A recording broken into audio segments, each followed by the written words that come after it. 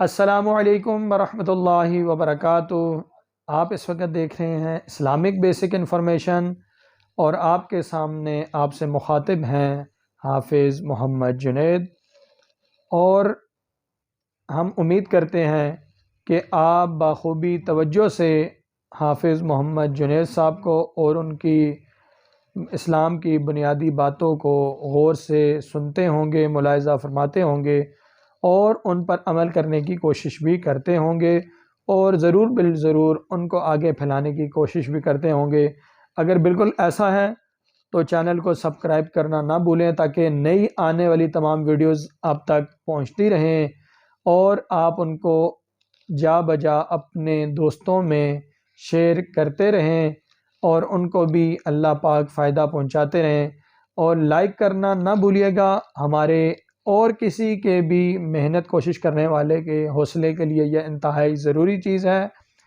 اور کمنٹ کرنا نہ بھولیے گا تاکہ ہمیں مزید حوصلہ افزائی آپ سے ملتی رہے۔ تو کمنٹ میں ماشاءاللہ، سبحان اللہ، انشاءاللہ آپ کو ضرور ثواب دے گا، کیونکہ اللہ پاک نیتوں کے حال کو اور دلوں کے حال کو بخوبی جانتا ہے۔ تو چلتے ہیں آج کی حدیث مبارکہ کی طرف۔ بسم اللہ الرحمن الرحیم۔ قال رسول اللہ صلی اللہ علیہ وآلہ وسلم: الا ادلک علی ملال هذا الامر الذي تصیب به خیر الدنیا والآخرۃ علیک بمجالس اہل الذکر۔ نبی کریم صلی اللہ علیہ وآلہ وسلم کا ارشاد مبارک ہے کہ کیا تجھے دین کی نہایت تقویت دینے والی چیز نہ بتاؤں جس سے تو دنیا اور دین و دنیا دونوں کی فلاح کو پہنچے؟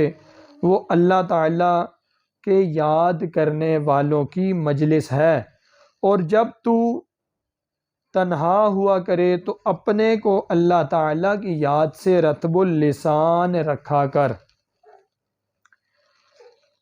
اس کی تحقیق بہت ضروری ہے، یعنی کہ اس کا جان لینا بہت ہی ضروری ہے کہ اہل اللہ کون لوگ ہیں۔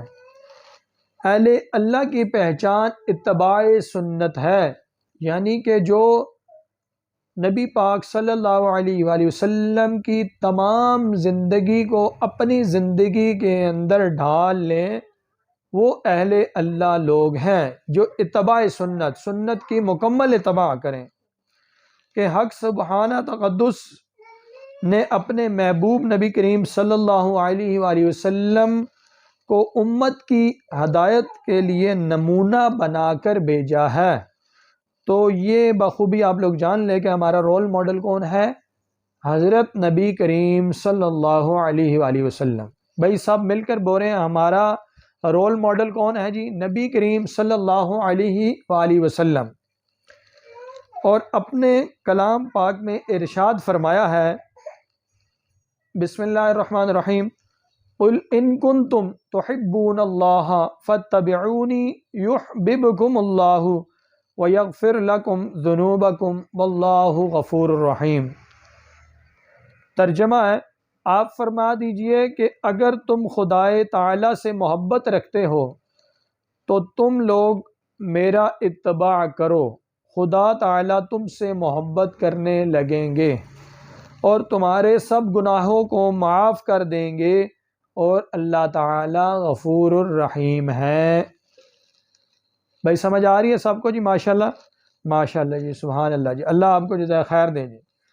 لہٰذا جو شخص نبی کریم صلی اللہ علیہ وآلہ وسلم کا کامل منتبع ہو، یعنی اتباع کرنے والا ہو، یعنی فرما برداری کرنے والا ہو، یعنی ماننے والا ہو، وہ حقیقتاً اللہ والا ہے۔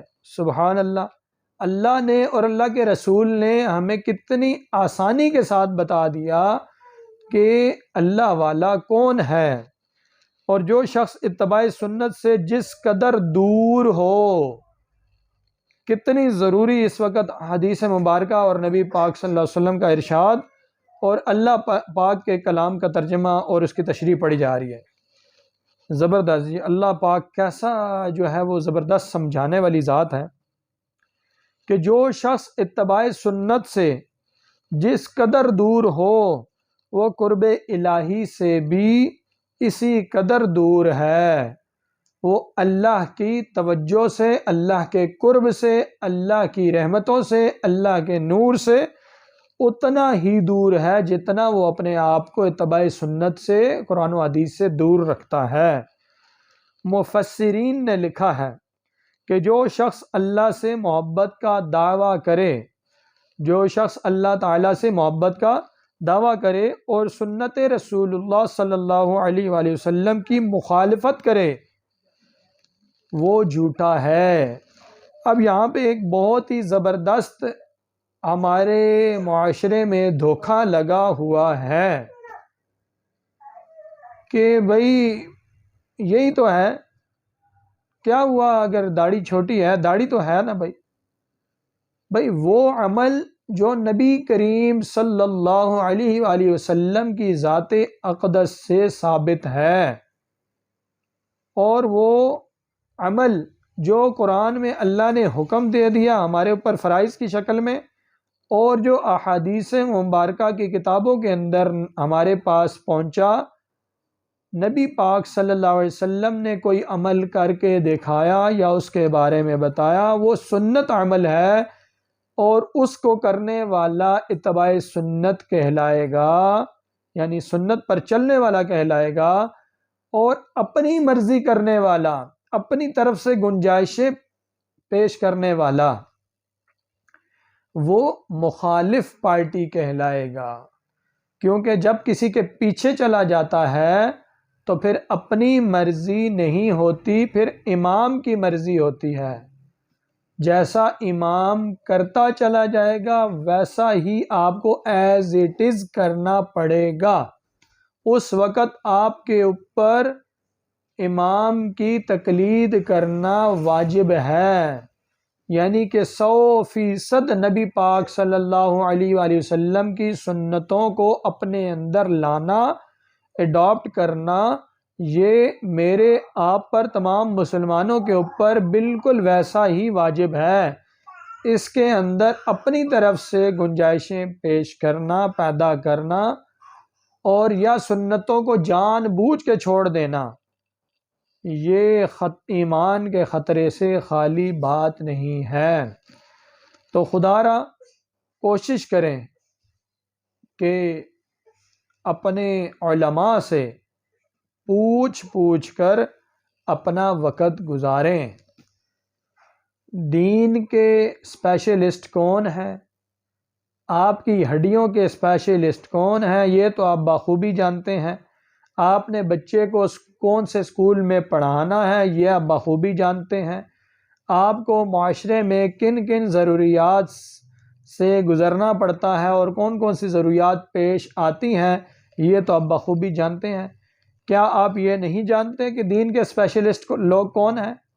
وہ ہمارے مفتی حضرات اور ہمارے علماء حضرات ہیں۔ اگر دین کے اندر آپ کو کوئی بات سمجھ نہیں آتی تو اس سے مثال دیتا ہوں کہ جیسے آپ کو ایک ڈاکٹر کی بات سمجھ نہیں آتی، بے شک وہ اپنی جگہ پر ٹھیک ہے، لیکن پھر بھی آپ کو اس سے فائدہ نہیں ہو رہا، آپ کو اس کی دوائی سے آرام نہیں آ رہا، آپ کو اس کی بات سمجھ نہیں آ رہی، تو آپ کیا کرتے ہیں؟ دوسرے ڈاکٹر کے پاس چلے جاتے ہیں، ان سے اوپر والوں کے پاس چلے جاتے ہیں۔ آپ اپنی کوشش ختم نہیں کرتے، آپ ایک اسکول سے بچہ اٹھا کے دوسرے اسکول میں لے جاتے ہیں، آپ ایک ٹیچر کے پاس سے بچہ اٹھا کے دوسرے ٹیچر کے پاس لے جاتے ہیں۔ تو دین میں ایسا کیوں نہیں کرتے کہ آپ ایک مولوی صاحب یا ایک مفتی صاحب کی بات آپ کو سمجھ نہیں آ رہی، وہ اپنی جگہ صحیح ہیں، وہ اپنی جگہ وہ اپنے طریقے سے سمجھا رہے ہیں، لیکن آپ کسی اور طریقے سے سمجھنا چاہتے ہیں، تو آپ کے رویے اور ان کے رویے مل نہیں رہے، آپ کا مزاج اور ان کا مزاج مل نہیں رہا، تو آپ برائے مہربانی کوئی دوسرے مفتی صاحب کے پاس چلے جائیں، کسی دوسرے مولوی صاحب کے پاس چلے جائیں، اور اس تلاش کو، اس کوشش کو ختم بالکل نہیں کریں، کیونکہ اللہ طلب والوں کو ہدایت دیتا ہے، اور اللہ آپ کے اندر طلب دیکھتا ہے کہ آپ کے اندر کتنی طلب ہے۔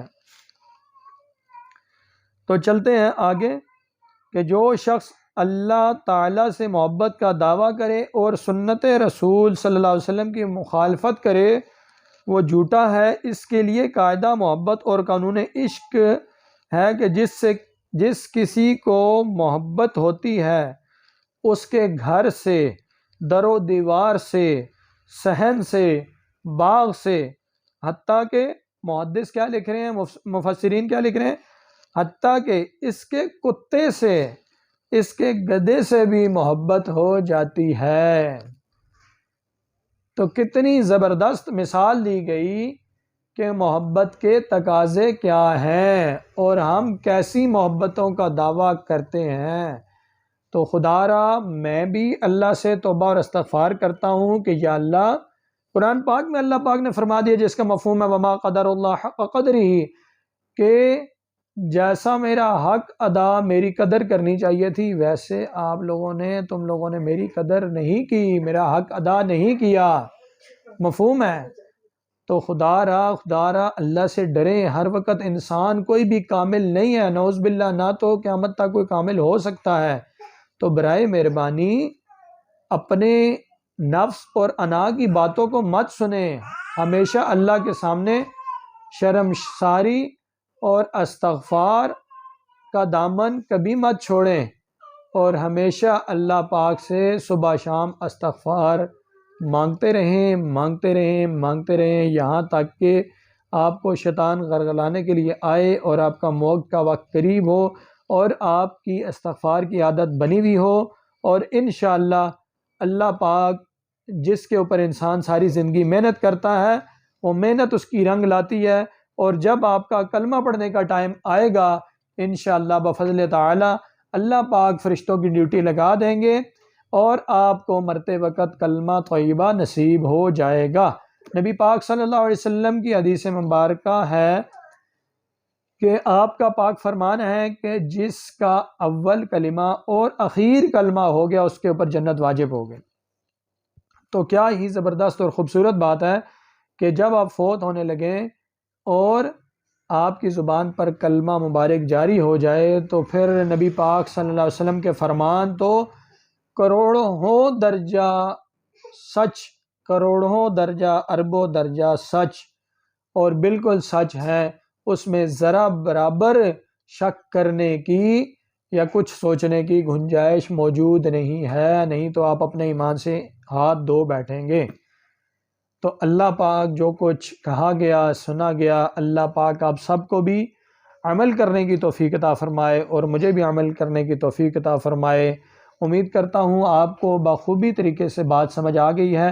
اگر کچھ فرق رہ گیا ہے تو برائے مہربانی کومنٹ سیکشن میں آئیے اور حافظ جنید صاحب کو ضرور بتائیے۔ انشاءاللہ آئندہ آنے والی ویڈیو میں اس سے زیادہ بہتر طریقے سے سمجھانے کی کوشش کی جائے گی۔ اللہ آپ کے بچوں کو آپ کی آنکھوں کی ٹھنڈک بنائے۔ وآخر دعوانا الحمدللہ رب العالمین۔ السلام علیکم ورحمۃ اللہ وبرکاتہ۔